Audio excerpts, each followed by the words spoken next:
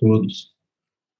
Eu estou aqui fazendo essa gravação porque eu cometi hoje uma grande gafe. Eu me esqueci de gravar o nosso encontro e, e aí nós ficamos privados de ter aquela edição da nossa aula de hoje. Lamento muito por vocês, por mim. Eu até cheguei a dizer que gravaria, até cheguei a apertar o botão da gravação, mas acho que tinha que fazer um novo movimento, que era de dar um ok, e eu não o fiz, e nós acabamos ficando sem essa gravação. Eu decidi, então, fazer uma rápida gravação aqui para vocês, para ver se eu capturo, pelo menos, alguns tópicos que eu julguei importantes da nossa conversa da manhã, para a gente ter o registro, e vocês também ficarem com esse material, com essa referência, e também para a gente documentar esse nosso percurso, né? Hoje nós realizamos o nosso terceiro encontro dentro do projeto de investigação Mitos e Logos. Os dois primeiros encontros, nós fizemos um percurso conceitual retratando, de algum modo, né, uma espécie de teogonia, de cosmogonia.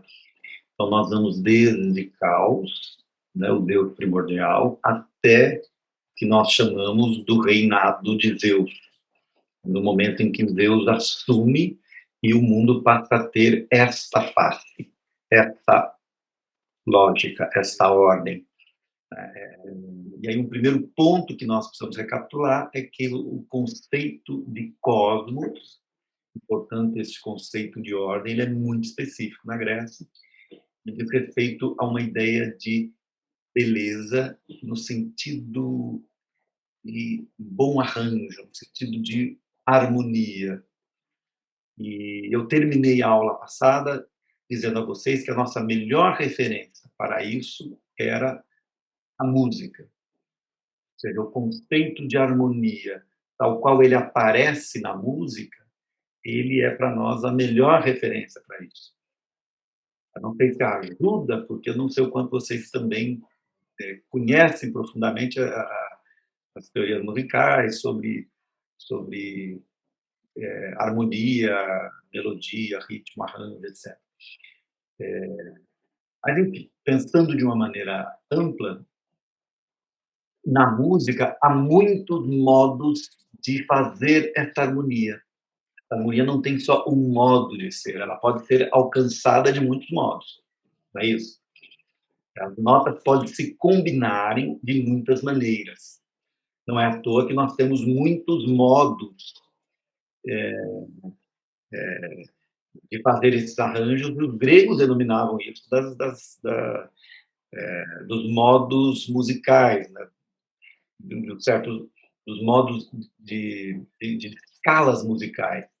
Então, você tem o modo lídio, mixolídio, que eram nomes todos de lugares da Grécia onde a poesia era o modo de harmonia musical acompanhavam a, os aedos nas suas canções, nos seus poemas.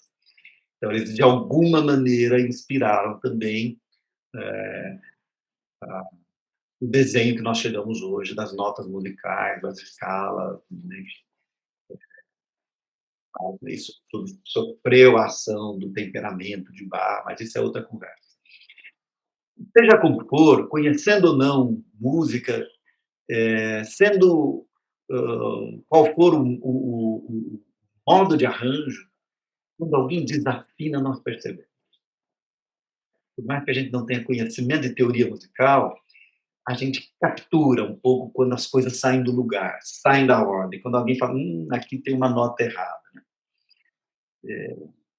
Sempre tem aquela, principalmente naquela coisa que, para mim, é um dos meus infernos, né? O povo que gosta de karaokê caseiro, sempre tem uma tia doida que quer cantar e a gente percebe o desarranjo no meio daquela nota mais grave que ela não alcança ou aquela nota mais aguda que ela não alcança.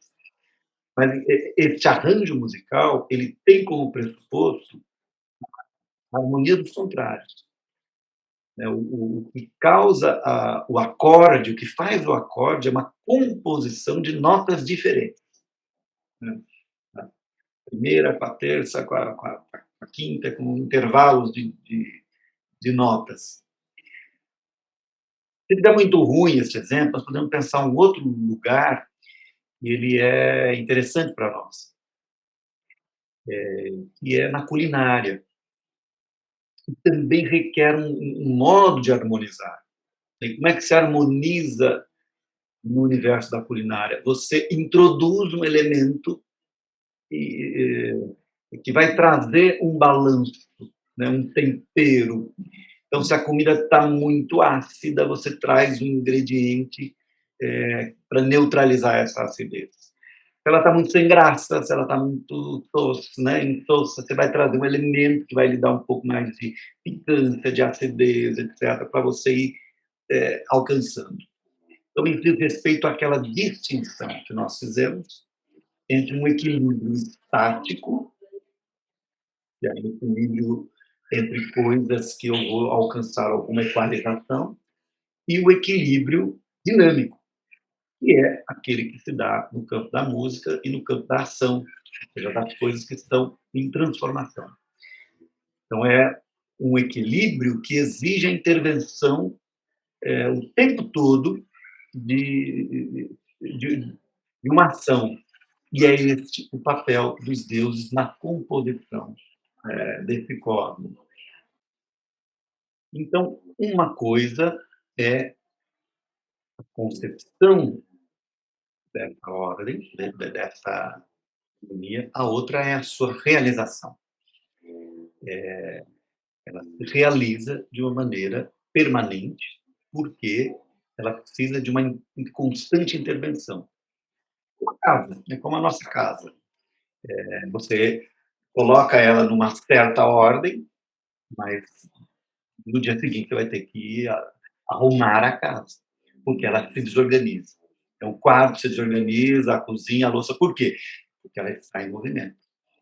E aí nós relembramos o modo como isso está constituído, a ideia da conjunção de forças neste arranjo que estava presente no mito de Prometeu, tal como nós vimos no encontro passado, contado por Platão. E neste arranjo nós vimos que tudo entrou em sintonia, mas um elemento, né, um dos seres vivos, né, um importante personagem dessa história ficou de fora, ele não tinha nenhum modo de realizar este equilíbrio, que é o ser humano. E aí nós vimos que o ser humano, ele, para que acontecesse, para que ele entrasse nessa ordem, ele ganha de Prometeu o fogo dos deuses, o fogo do Olimpo, e né, Prometeu comete um ato ilícito, ele furta, né, não era dado aos homens ter acesso a isso, ele furta o fogo do Olimpo e dá aos homens. E aí os homens entram na história, nessa história mítica, com uma nova composição. Eles têm agora a posse do fogo, e isso significa que eles são convidados a participar da ordem de uma outra maneira. Eles não cumprem só um papel, mas eles também passam a exercer na ordem um papel de arranjadores. Eles intervêm na ordem de uma maneira criativa, de uma maneira inteligente. Eles não só são capazes de capturar um pouco essa ordem, como eles também podem introduzir criativamente novos modos de arranjos. Está entendendo como isso é muito legal? Então, nós não sabemos se o ato de Prometeu foi um acidente ou se de fato está tudo dentro da concepção de Zeus, porque nós não sabemos exatamente o modo de agir dos deuses. Os deuses também agem na contramão, né? Ou como diz lá no outro livro, Deus escreve certo por linhas tortas. Então, seja como for, essa história de Prometeu, ela nos coloca nesta ordem, neste cosmos, com uma condição diversa. Nós conseguimos também atuar nele de uma maneira propositiva. Ou seja, nós não somos simples, nós não seguimos de maneira quase que necessária a voz do instinto em nós, a voz, né, das nossas inclinações. A gente impõe novas ordens a esse cosmos. E talvez isso seja do agrado de Deus. Não sabemos aqui, não temos essa resposta. Mas, como dizia o Chicó, só sei que foi assim. Mas é importante atentar para o simbolismo do fogo. O que é o fogo? Né? O fogo aqui, ele é este elemento transformador. É aquilo que, e portanto ele assume um pouco essa função de o acesso à tecnologia, né? O acesso ao fogo, ele me permite também o acesso a uma ideia de tecnologia, ou seja, com ele eu posso transformar as coisas. Com o fogo, né, e o papel do fogo na história da humanidade é uma coisa muito legal de se pensar, né? Foi muito referida por estudiosos. Tem lá os filmes A Conquista do Fogo, o Rui há de ter um gosto especial para estudar isso, mas o fogo, ele é um elemento transformador. Ao passar pelo fogo, as coisas se transformam. O alimento que passa pelo fogo, ele sofre uma transformação importante. O alimento cozido, ele nos dá uma outra, uma outra possibilidade de acesso aos nutrientes, às vitaminas, enfim, uma conversa de biologia, para a biologia sair. Mas também os metais, né? O fogo vai conseguir dobrar o metal.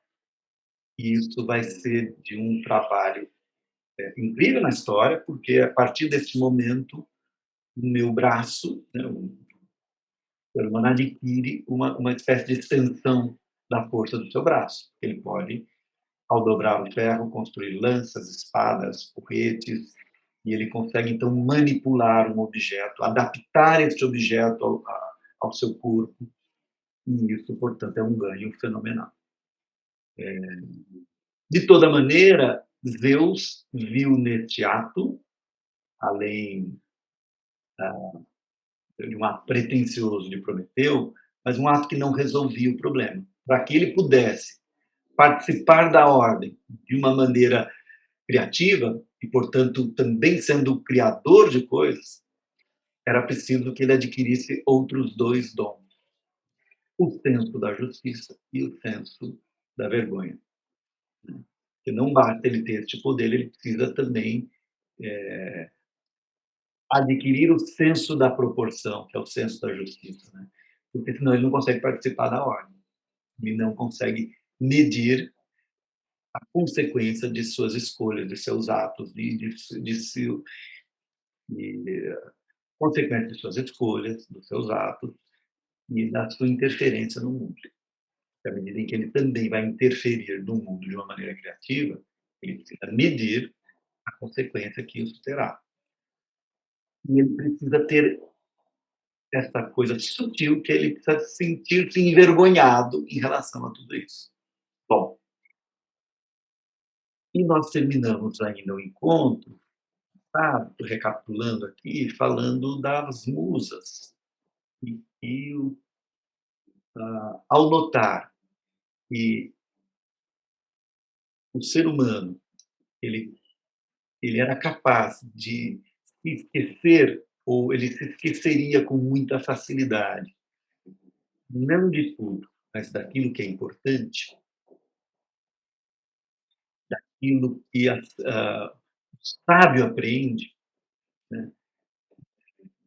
Era preciso que ele ganhasse de Deus uma outra ajuda, que com muita facilidade ele poderia se embrutecer, né? Se esquecer desta ordem, se colocar quase na condição animalesca. Então Deus vai se unir com a Mnemocine, que é a deusa da memória. Essa palavra mne vai estar em todas as raízes ligadas à memória, o sujeito que tem amnésia, que é o que não tem memória. Então, essa deusa Mnemocine é a deusa da memória. Então, musas vão nascer deste encontro, deste clarão, que é Deus, né, deste insight com a memória, né. E aí nascem as palavras cantantes, que são as musas, que têm o papel primordial de lembrar aos homens aquilo que não deve ser esquecido. E isso nós terminamos a nossa segunda aula falando disso. Eh, Hoje nós começamos a ver como é que a musa se relaciona com os humanos. Ela não aparece: "Oi, eu sou a musa, me escute", né. Ela tem um modo específico de atuar. Então, numa perspectiva mítica e da cultura grega, né, dentro da cultura grega, numa perspectiva mítica, o modo de atuação das musas é bastante específico. Ela atua no poeta. O poeta é uma espécie de oráculo das musas. Por isso, o poeta vai ter no mundo grego um papel muito especial, muito destacado, porque é por ele que nós vamos saber aquilo que os deuses têm para nos dizer para aquele momento, ou aquilo que é importante o homem não esquecer. O poeta, no mundo grego, ele tem uma função parecida com o profeta no mundo hebraico. Vamos pensar isso? Lá ele é chamado também de oráculo do Senhor, o profeta. Aqui ele é uma espécie também de oráculo, né? Oráculo vem de oralidade, de boca, né? Boca de Deus, né? A fala de Deus. Então, como é que a musa se comunica? Ela exerce sobre o poeta um tipo de poder que os gregos chamavam de entusiasmo. E aí nós descobrimos a origem da palavra tão linda nossa, entusiasmo. Entusiasmo significa ter um Deus dentro de você. Enteos, né? A raiz dessa palavra é teos. Então, ter um Deus dentro de você é estar entusiasmado. Uma pessoa que está entusiasmada, ela parece que está sendo habitada por um Deus. Ela tem um estado de ânimo, de espírito, ela é animada de uma tal maneira que parece que ela está fora do seu normal, ela está possuída por uma divindade. E é essa a palavra exata, é uma possessão. A musa toma posse do corpo do poeta e fala pela boca dele. Faz um pouco nas tradições africanas, né, das religiões africanas, o santo que baixa, né? A gente vê isso lá muito no candomblé, nessas religiões, que é o baixou o santo. É uma espécie de baixar o santo no sujeito e ele passa a falar como se a musa estivesse falando por ele, através dele. E isso dá a ele um destaque especial. E é claro, o poeta não viu e não sabe de tudo aquilo que ele está falando. Homero, como é que Homero sabe de tudo que aconteceu na Guerra de Troia se ele não estava presente, né? E ele é o primeiro que vai contar essa história ali, né, na tradição, os Homeridas, os poetas da descendência de Homero. No fundo, é a musa que viu, é a musa que sabe, e é ela que fala por ele. Por isto, a a invocação a invocação às musas, né, sempre que o poeta vai se pôr a falar, recitar o seu poema em público. Ele invoca: "Ó musa, fala para nós", né. E é por isso que eu acho tão bacana os Lusíadas, quando aparece a fala, né, a fala portuguesa, para dizer: "Ó, cesse a musa o seu antigo canto", né, que um canto mais alto se levanta, eu não lembro exatamente das palavras, mas a ideia é essa, que ela cesse a musa, né, não queremos mais a fala das musas, queremos a fala dos homens. Então aquele poema, os Lusíadas, ele está atrelado a um movimento maior, que é o do renascimento, do humanismo, da afirmação do humano em detrimento do divino, da força do humano, enfim, um grito de liberdade. Então, musa E fique na tua, que um canto mais alto te eleva. Mas lá na Grécia nós estamos dependendo da musa, então é ela que vai falar pelos poetas. Se a musa fala pelos poetas, os poemas terão então o seu recado. Daí o papel da poesia tão caro à cultura grega antiga. E por isso eu sempre digo que é impossível você estudar a cultura grega e a filosofia grega sem ter em conta a poesia. E é por isso que está na epígrafe do nosso curso a fala de Píndaro, né? Cego é o espírito do homem que busca investigar os caminhos da sabedoria sem, né, busca percorrer os caminhos da sabedoria sem o auxílio das musas. Então, é essa a ideia. Pegando aqui essa comparação do mundo hebraico com o mundo grego, também vou lembrar coisa que é bonita, que aparece no livro Mimesis, do Auerbach, e é uma ideia do papel que tem para os gregos a visão. A visão para os gregos é uma coisa assim, impressionante. Tanto que os gregos mais temem, né, na cultura antiga, é a ideia de não poder mais ver a luz do sol. Não contemplar a luz do sol é um grande,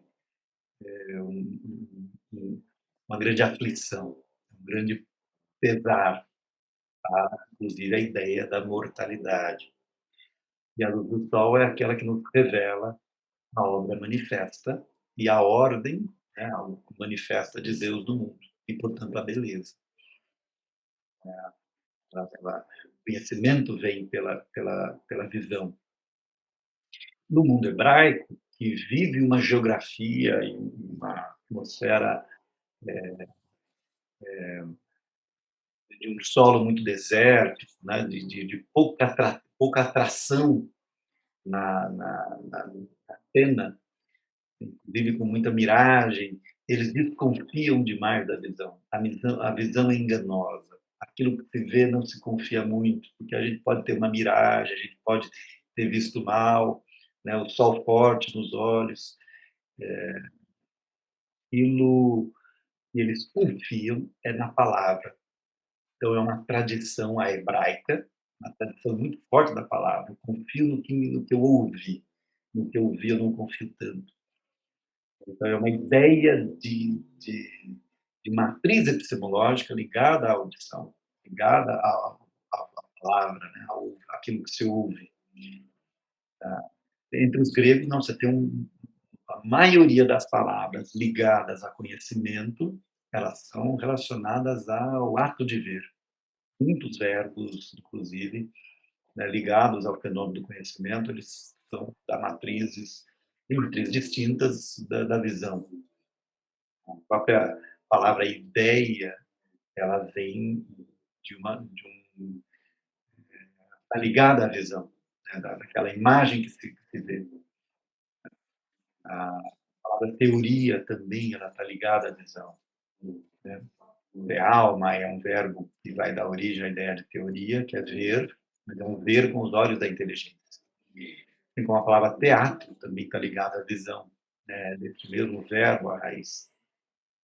Então, nós temos muitos, né, mesmo em língua portuguesa, a gente tem uma série de expressões herdadas para ligar o conhecimento à luz, à clareza, né? Aliás, quando a gente quer perguntar se as pessoas entenderam, a gente fala, está claro, está, né? Tá visível.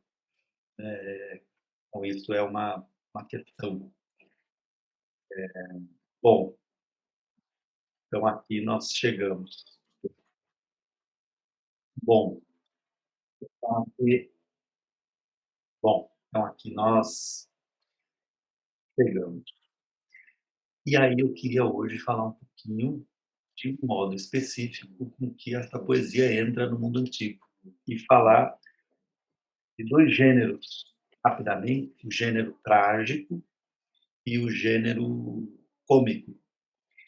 Então, né, quando nós falamos nas peças gregas de teatro, né, elas são, antes de tudo, peças de poesia, elas são obras de poesia.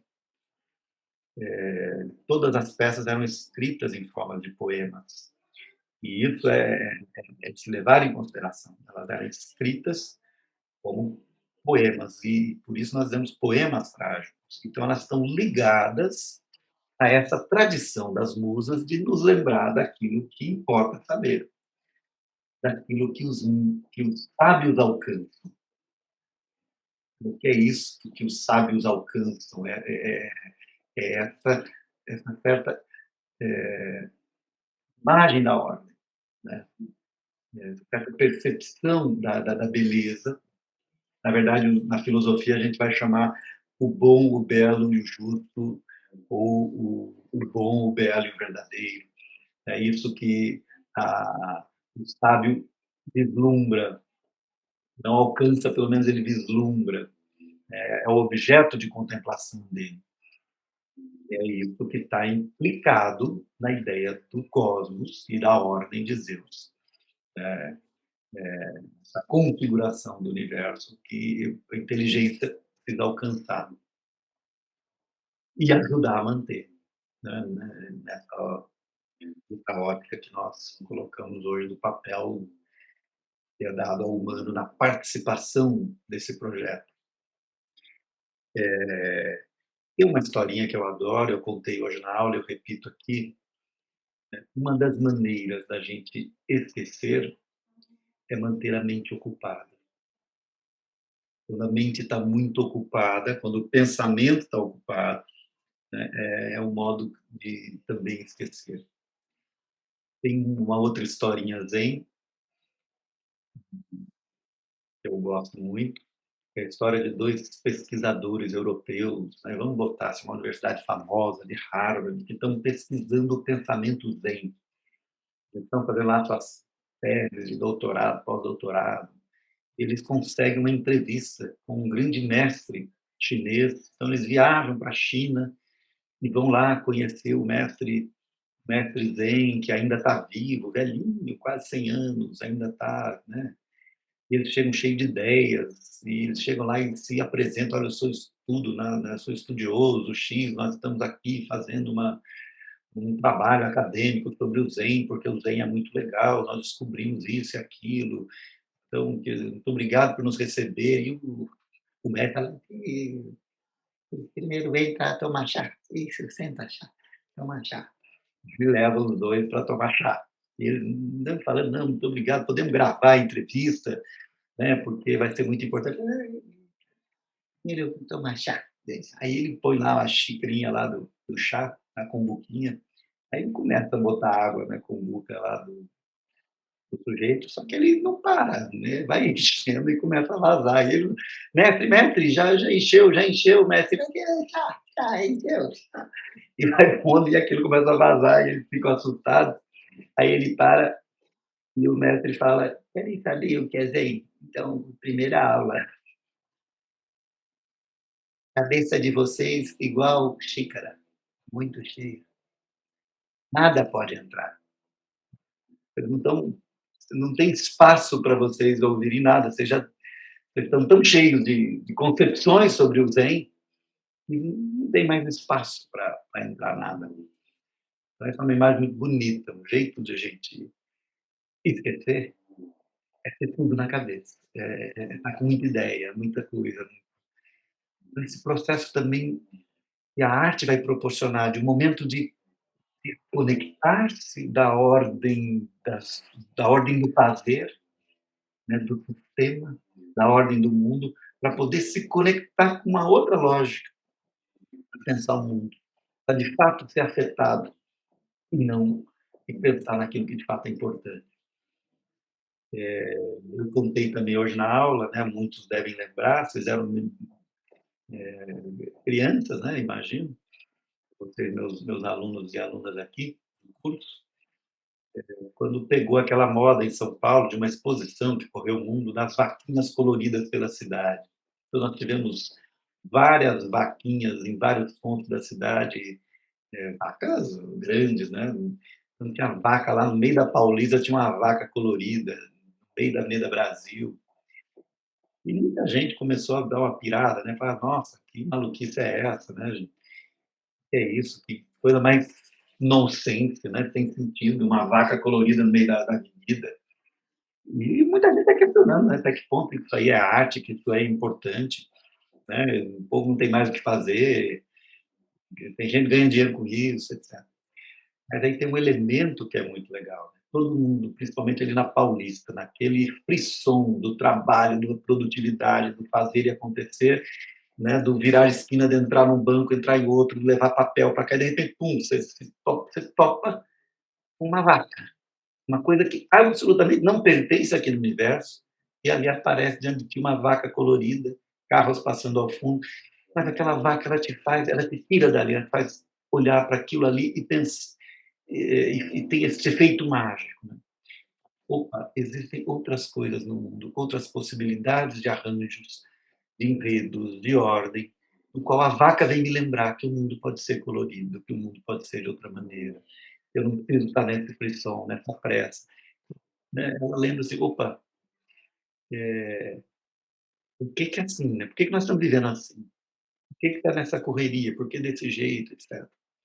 Então esse é um papel também, né, como eu disse outra vez, dessas pequenas incursões que a arte faz no espírito, né, de lembrar aos homens, não precisa ser assim, lembrar aos homens, né, a água vazando na xícara lembra a nós, lembra aos pesquisadores que não precisa ser assim, né, a pesquisa, o jeito de compreender o mundo, ou a por que mesmo você quer saber sobre o Zen? Qual é o teu interesse? Né, pra, editar livro? Preencher papel? Mensagem do mestre. É disso que fala as musas, assim, vamos olhar para um outro lugar, e há um jeito de falar no teatro, e aí eu acho muito bacana, que é um jeito trágico, e é um jeito de falar no teatro, que é um jeito cômico. Em que medida?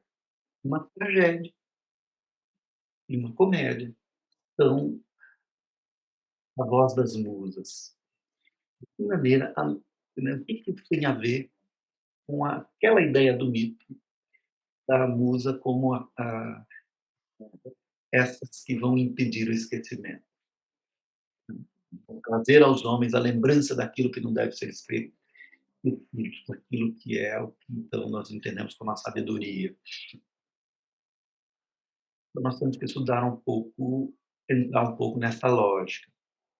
Em primeiro lugar, o teatro ele acontece em Atenas, na Grécia, né, eu vou falar em Atenas, porque Atenas é uma cidade que valorizou muito isso.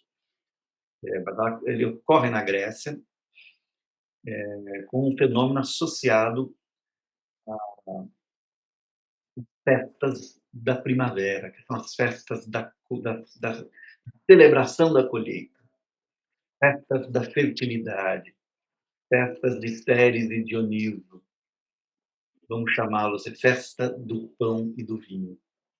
A deusa Ceres e Dioniso são ligadas aos cereais, ao pão e ao vinho. E, portanto, é uma festa que celebra esse ciclo da vida, né, do plantio e da colheita. Colheita é uma espécie de morte, você arranca, né, a,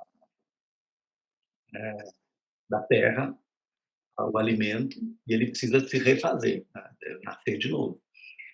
Então, tem a colheita e tem o plantio. Você vai plantar de novo, enfim, vai brotar de novo. Então, ele celebra isso, por isso está associado a esse ciclo. Então, são festas associadas ao ciclo da vida. No início da primavera,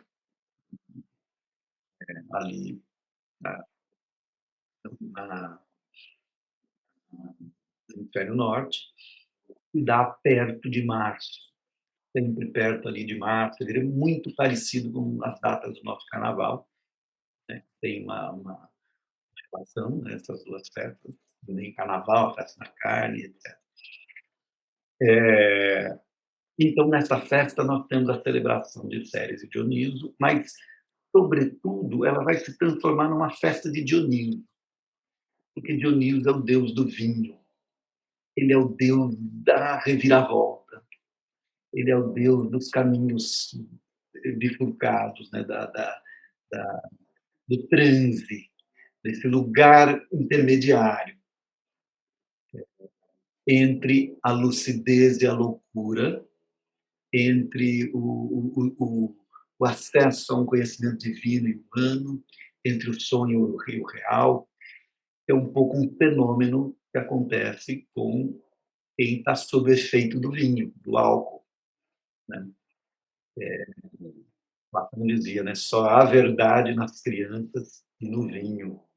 Então tem que tomar cuidado, né? O sujeito embriagado ele tira a verdade que ele sóbrio insiste em ocultar, ou que ele se especializou em ocultar. Tem muita gente que diz, eu estava bêbado, por isso que eu disse, né? Não, é ali que você disse, é verdade mesmo, ali que você se revelou. Né? Então tem um monte de paixão, né? O sujeito toma um trago, ou né, a moça toma um pilequinho e conta que está apaixonada, que quer isso, que quer aquilo, e aí depois fala, desculpa, eu não sabia o que estava dizendo. Não, é ali que você tinha absoluta clareza dos seus desejos e do que estava dizendo. Então, de alguma maneira, o vinho também era um acesso nessa embriaguez, aí vamos entender a embriaguez também no sentido figurado, claro, não estou recomendando ninguém a tomar porre. Essa embriaguez ela é também um acesso a um mundo que me é vedado no mundo da sóbrio, é um acesso a um campo de pensamento do divino, do divinatório. Então, eles tinham nessas festas, principalmente no culto a Dioniso, o, como é que a gente chama isso? Né? Essas cortes, né? Esses cordões que a gente chama no carnaval. Né? Como é que é o nome disso? Me escapou. A procissão tem um nome muito religioso, mas não é bem uma procissão, mas são esses sectos, né, que vão seguindo e cantando. Então é um coro de cantos e um canto que contagia, que todo mundo quase, por isso que eu associei ao carnaval, quase que sai do eixo, né? E fica inebriado por este canto. E esse canto tem um efeito na multidão, todo mundo muito tomado pela emoção dessa música.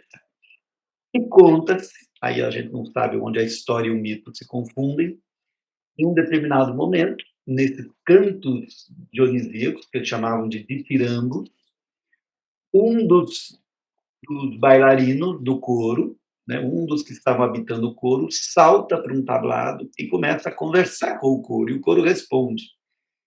E esse que conversa com o coro, ele inventa um modo grego de fazer teatro, e dizem que esse sujeito foi Tespes, e Tespes é, desde então, considerado o primeiro ator e o inventor desse gênero, que é aquele que dialoga com o coro.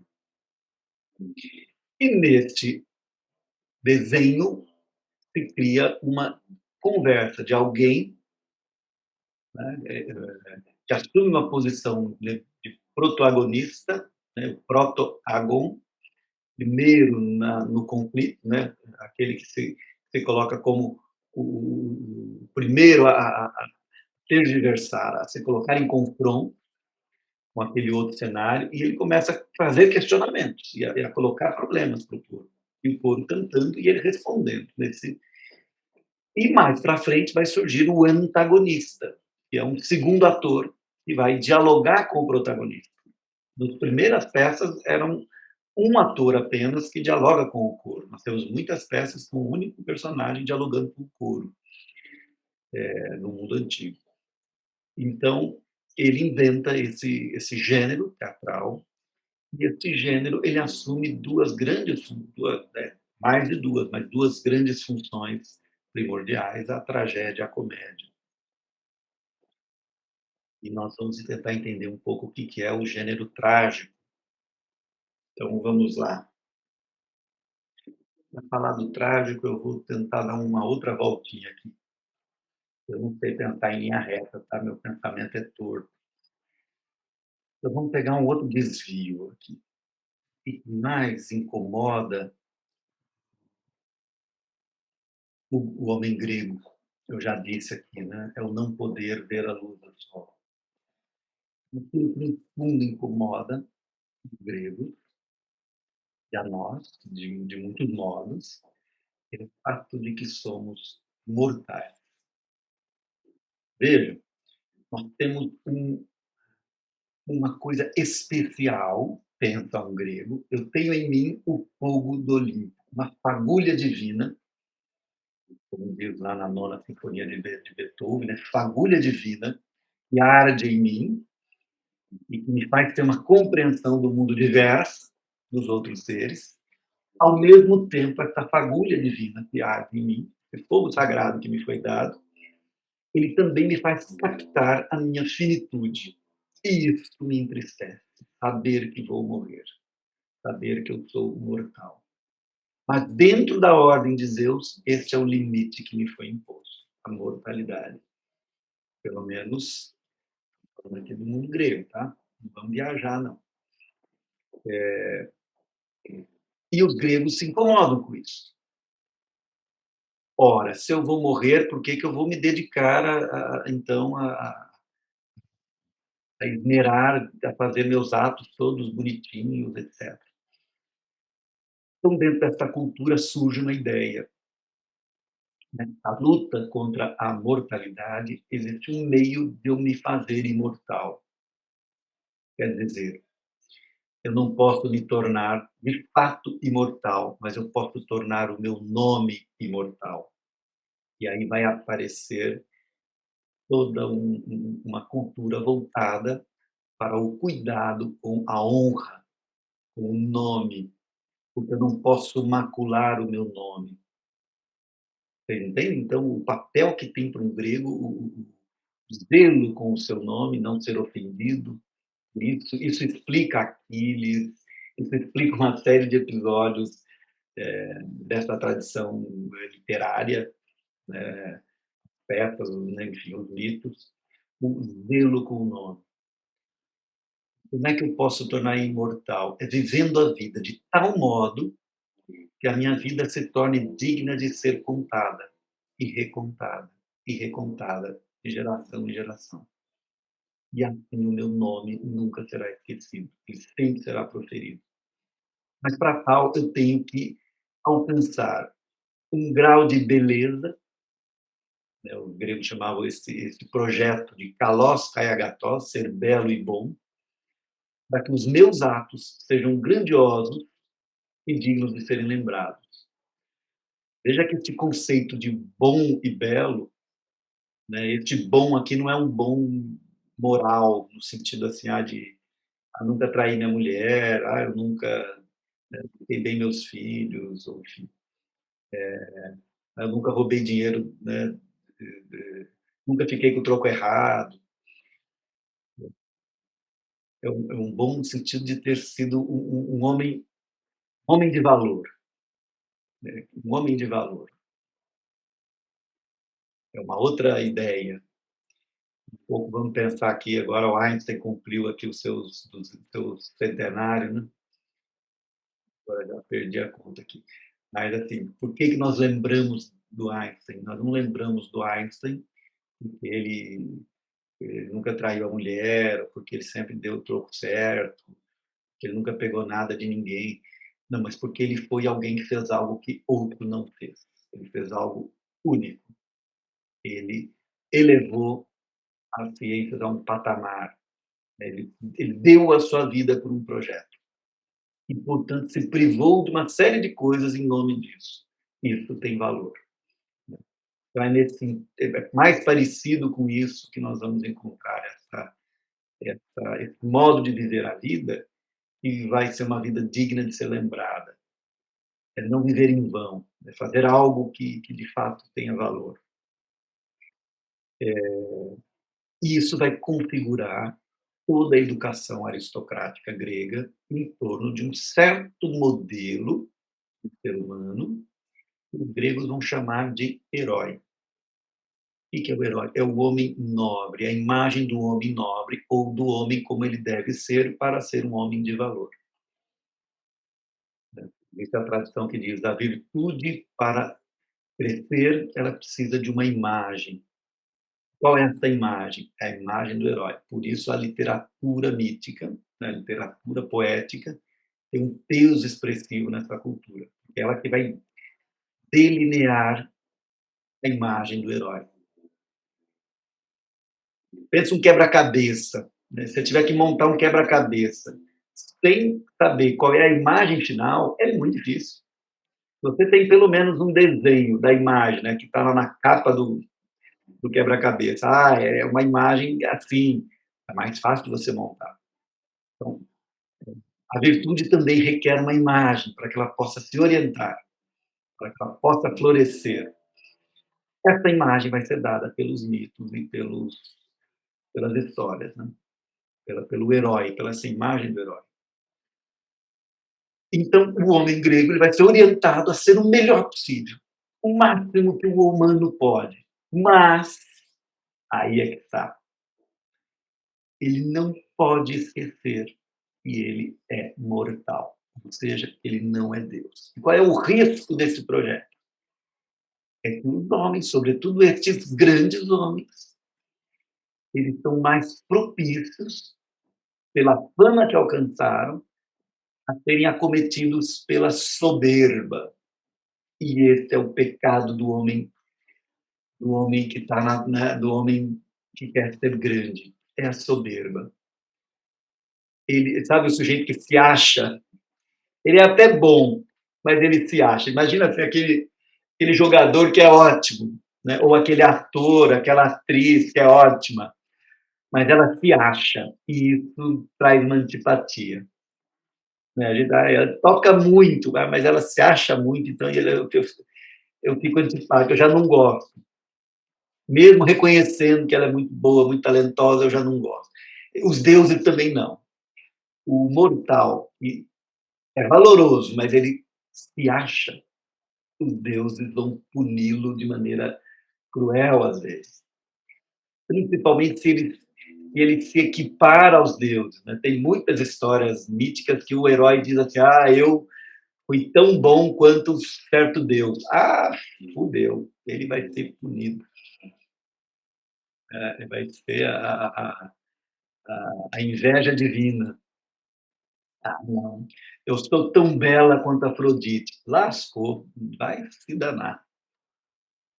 Então, essa soberba, os gregos vão chamar de hybris, que é uma palavra para assim, a desmesura, ou a falta de medida, perdeu a medida.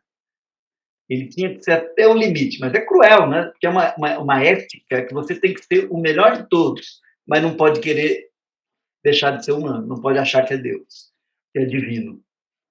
Então, é muito sutil. Então, a tragédia, ela vai, de um modo geral, para ela tem polêmica, né? Nunca é certo.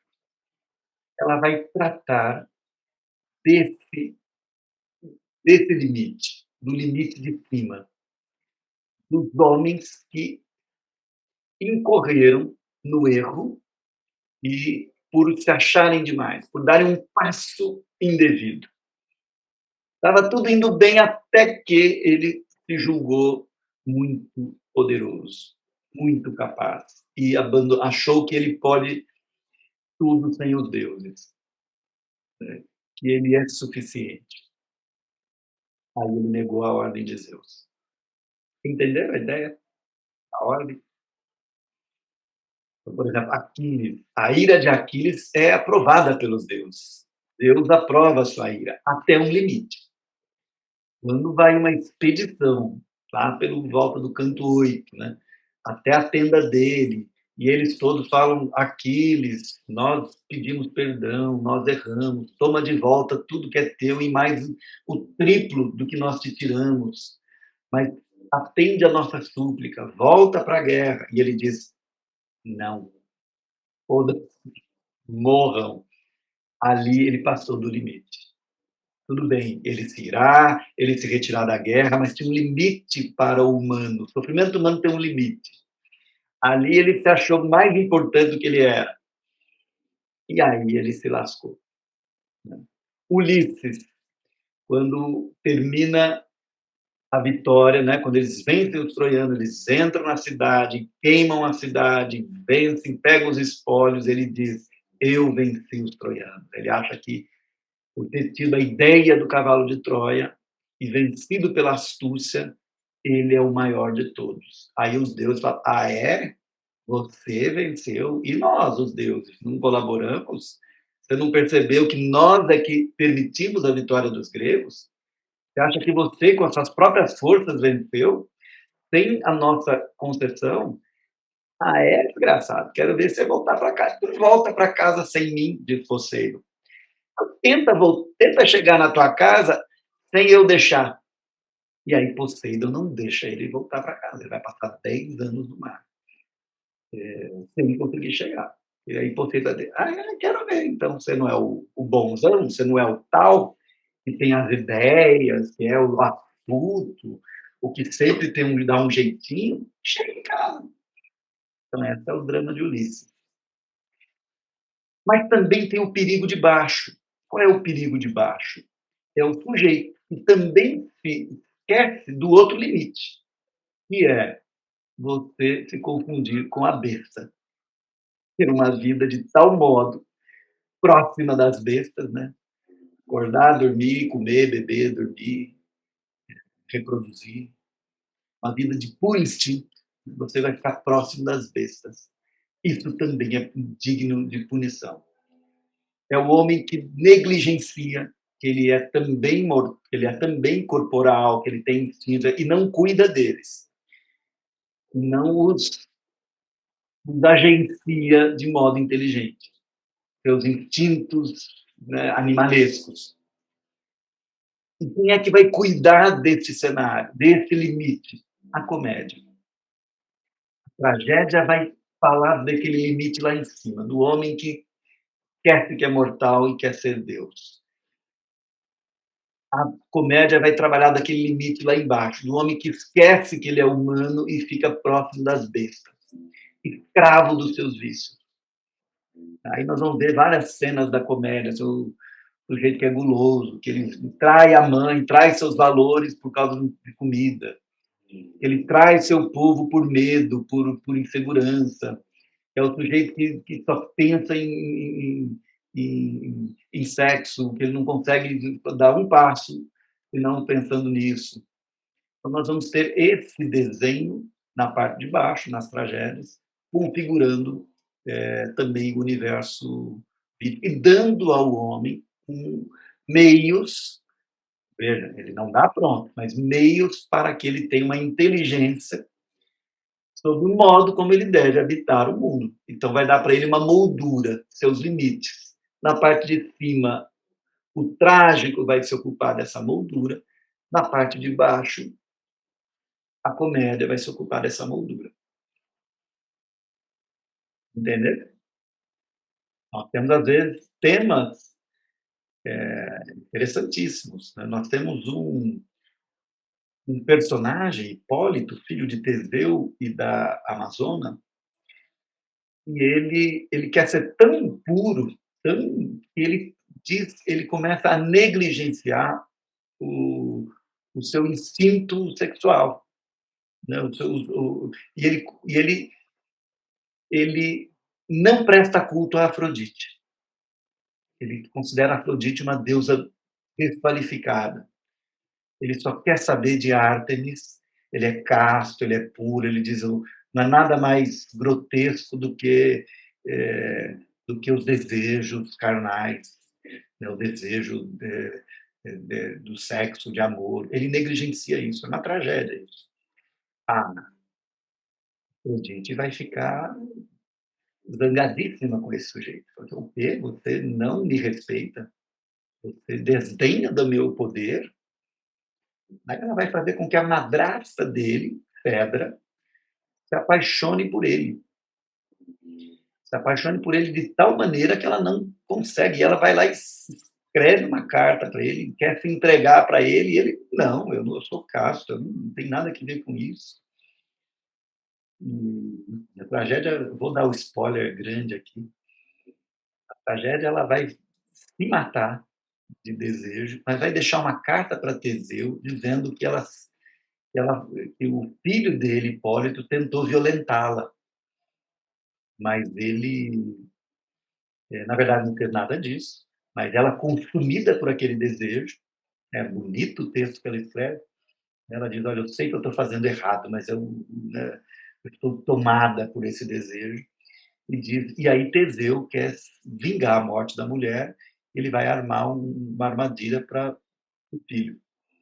Então, também é uma tudo isso começa com uma negligência do poder de Afrodite, né. Essa negligência dos apetites, ela não está só na comédia, ela pode ser uma negligência por uma razão nobre até, né, por um desejo de ser muito, muito perfeito, muito casto, muito puro, mas eu não posso ignorar que eu sou humano. Na verdade, ele ignora a sua humanidade. Até aqui tudo bem, gente? Então, isso um pouco dá uma cena para nós da tragédia. Então, nós vamos ter meios de dizer aos homens esse limite, e aí o trágico vai se instalar aonde? Né?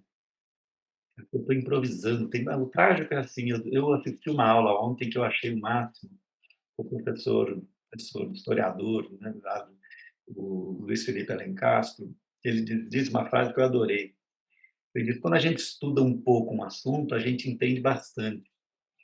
Mas se você estuda um pouquinho mais, você passa a não entender nada. A mitologia é assim: se você estuda só um pouquinho, tudo faz sentido. Ah, ok, é como a gente está falando, tudo parece simples. Quando você começa a estudar um pouco mais, você vê que você não entendeu nada, bagunça tudo. É como olhar de longe, né? Você olha de longe para uma árvore, ela é marrom e verde. Você olha de pertinho, é uma confusão de cores, é tão complexa as cores de uma árvore, tonalidade de verde, os tipos de folhas, as folhas são, cada uma tem uma curvatura, um jeito, ela é tão complexa que você não consegue capturá-la nem desenhá-la mais, nem reproduzi-la mais. Não é isso, você só tem uma imagem de longe, parece tudo simples, mas de pertinho tudo é mais complexo. É isso, na relação também, as pessoas também, você começa a conhecer mais profundamente alguém, você entende a sua complexidade e às vezes se apaixona por essa complexidade. Isso é a tragédia também. Parece simples, mas de perto ela é cheia de, de nuances. E esses nuances não são pouco significativos. Há muitas polêmicas de estudos. Né? O Nietzsche tem uma versão no seu estudo sobre tragédia, outros autores têm outros modos de entendimento. Mas de um jeito simples e dinâmico, para o efeito do nosso curso, que é um curso de aproximação, a tragédia está relacionada a. Não é a catástrofe, né? A gente fala tragédia no jornal, parece que caiu um avião, despencou um ônibus. Não, a tragédia diz respeito a um momento em que o homem se depara com o seu limite. Acho que isso resume bem. Né? Ao enfrentar o seu limite, e enfrentar a sua condição humana. Por exemplo, quando eu me deparo com forças diante das quais a minha é impotente, ou com situações diante das quais eu não tenho o que fazer. Alguém está padecendo de uma doença grave, assim, eu não tenho o que eu possa fazer, que possa ajudar. Isso é trágico. Me apaixonar por alguém que não está apaixonado por mim, está apaixonado por outro, isso é trágico. Eu não tenho o que eu possa fazer para capturar a vontade do outro. Claro, sempre tem o que você pode tentar fazer, mas você não pode mandar na vontade do outro. A vontade alheia é dela, ela é independente da minha. Aliás, esse é um bom jeito de traduzir. É o reconhecimento de que o mundo está instalado numa lógica e numa ordem que é alheia à minha vontade. Ou seja, o mundo não foi criado, como diz o professor Tiago, o mundo não é uma festa em minha homenagem. Não foi criado para mim, para eu ser feliz. Né? Não, eu faço parte dele. Tem uma série de coisas que são alheias a mim. Então, é o defrontar-se com a limitação. E aí muitos autores vão falar da altura da queda. Quanto mais alto o sujeito está, mais forte, mais profunda é o sentimento do trágico. Quanto mais poder o sujeito tem, né, mais duro é a sensação desse limite, porque parece que ele pode muito, mas quando ele se defronta, Né? Nós falamos, não, agora, por mais que eu tenha dinheiro, por mais que eu tenha boas relações, eu posso não ter um leito de UTI. Isso é trágico. Eu posso não, eu posso não conseguir ser atendido e tentar um tratamento. Né? Isso é uma trágico. Não depende de mim, do meu esforço pessoal. Tudo aquilo que não depende do meu esforço pessoal, eu sou vítima de uma circunstância, é eu me defrontar com o limite da minha atuação no mundo. Isso, dito de modo muito resumido, parece dizer pouco, mas espero que vocês entendam para mais do que eu estou dizendo. Então, de alguma maneira, esses conteúdos trágicos eles vão nos orientar em relação à percepção desse limite humano, né? Essa moldura. Por exemplo, nas tragédias, quando os grandes tragediógrafos, né, os poetas, né, no caso do Eurípides, ele quer dar uma notícia para as pessoas, ele quer mexer com as pessoas, ele não vai contar algo fora do mito. Então, por exemplo, ele vai escrever uma peça maravilhosa chamada As Troianas. As Troianas é uma peça atípica da tragédia, porque ela não tem nenhuma reviravolta. Reviravolta significa que a ordem dos fatos se invertem, né? Então, melhor, a perspectiva dos fatos se inverte. Você tinha uma perspectiva de que tudo ia ser bom, de repente vira ruim, ou o contrário, que era ruim e fica bom. As Troianas é uma peça que não tem nenhuma mudança. As pessoas sofrem do começo ao fim. E muita gente questiona se essa é uma peça trágica boa ou não, porque é puro sofrimento. Mas ele escreve essa peça num momento em que Atenas e Esparta estão em guerra, e a guerra já está avançada, e Atenas havia cometido uma ação muito dura contra os habitantes da ilha de Melos. Eles invadiram a ilha e mataram muita gente. Então, ele encena essa peça, que é uma peça muito incomum, que é uma peça que não fala dos vencedores, dos heróis, mas dos vencidos. A perspectiva da peça é das mulheres troianas que viram seu mundo ruir, seus palácios destruídos, queimados, seus filhos, seus netos, seus maridos assassinados, e elas todas sendo levadas pelos gregos como espólios, ou seja, como escravas. E escrava de tudo quanto é tipo, né? Inclusive sexual. E elas lamentam a sua condição. E o Eurípides encena isso em Atenas. Mas ele está também dando um recado para os atenienses, né? Para dizer, olha, é bonito a versão dos vencedores, mas existe também a versão dos vencidos. Cuidado, nós estamos numa guerra. É possível que, se a gente não agir, mesmo na guerra, de maneira correta, de maneira ética, né, de maneira honrosa, como os gregos diriam, nós podemos ter o mesmo destino dessas mulheres. As nossas mulheres poderão ter o mesmo destino das mulheres troianas, que há uma desgraça só ali. Então, essa também tem um gesto político, né? Ela está falando do ser humano, ela também está educando a cidade, está mostrando os limites da cidade. É muito bonito o teatro grego. Bom, então esse é o contexto, de maneira muito genérica, dos dramas trágicos. Eles estão dentro dessa tradição das festas da primavera, das festas da colheita, das festas de celebração da vida, de vida e morte, e, portanto, de Dioniso, do deus do vinho, do deus da transgressão, né, do deus da mascarada, do passar-se por outro, da embriaguez, do vestir máscaras. Então, ela está ligada a essa tradição e de dizer aquilo que precisa ser dito, e de criar um momento para ser ouvido. Ok?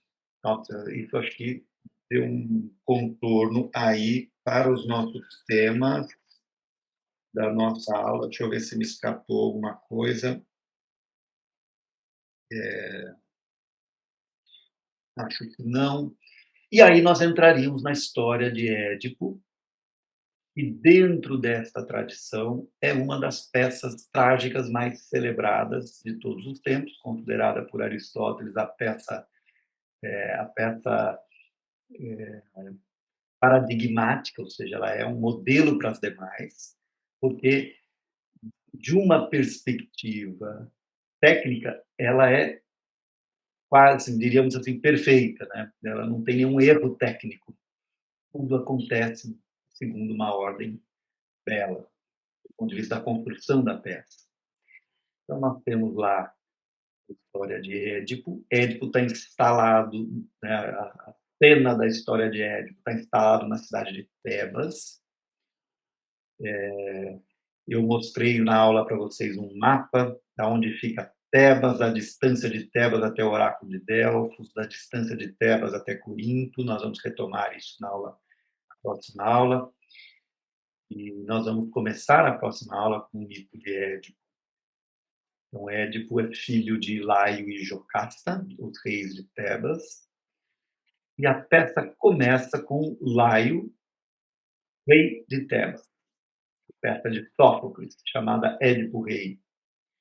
Nós temos uma cena em que Édipo é o rei de Tebas, tudo vai bem, ele chegou em Tebas no momento em que a cidade estava num impasse, e ele chegou como um grande salvador da cidade, e já está há um bom tempo exercendo o seu reinado, e o seu reinado é próspero, as pessoas o amam. Édipo é tido como um rei inteligente, um rei sábio, né? Um monarca esclarecido, ia dizer, né? Como um rei sábio. No entanto, numa altura do seu reinado, ele já tinha 4 filhos, já estava tudo bem, mas começa a aparecer na cidade uma peste, e a peste aumenta. Uma situação parecida com a que nós estamos vivendo. Tebanos, quando viu o Jornal Nacional deles, tinha lá né, as vítimas da peste, 2.700 e tantos mortos. Hoje eles estavam indignados com aquela situação, né? Assim, como é que isso se transmite? Por que estão morrendo? Eles têm que saber muito bem como é que essa doença, essa peste funcionava, assim como nós passamos por isso.